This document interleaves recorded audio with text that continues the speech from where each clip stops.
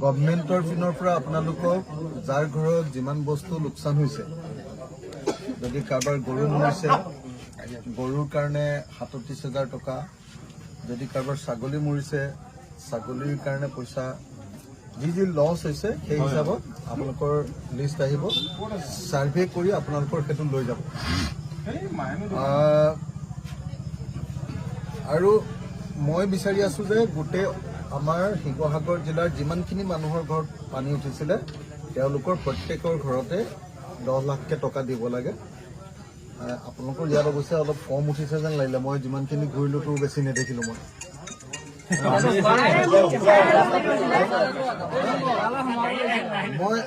মই যে আজি আহিছো চব আপোনাৰ লাইভ দেখি আছো এয়া পানী চব মোৰ ইয়ালৈকে পানী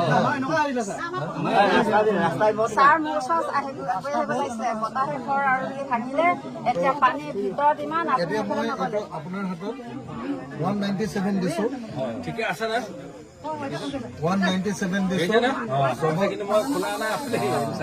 চবৰ কাৰণে হিচাপ কৰি ল'ব লাগে। 1000কে টকা ইয়াতে আপোনালোকক দিয়া হৈছে, আৰু তাৰ পাছত মই প্ৰত্যেকটো পৰিয়ালৰ কাৰণে 10 লাখকে টকা বিচাৰি আছো। সেইটো শুনি আছো, দেখি আছো, আৰু কিন্তু এতিয়া চৰকাৰে কৈছে যে 15,000কে দিব। এইটোতো নহ'ব। যিমান নামঘৰ আছে নামঘৰ বিলাকত 1.5 লাখ আৰু স্কুল বিলাকত 2 লাখকে দিব। মই স্কুল বিলাকত অৱশ্যে অলপ বেছিকে বিচাৰিছো, 5 লাখকে বিচাৰিছো।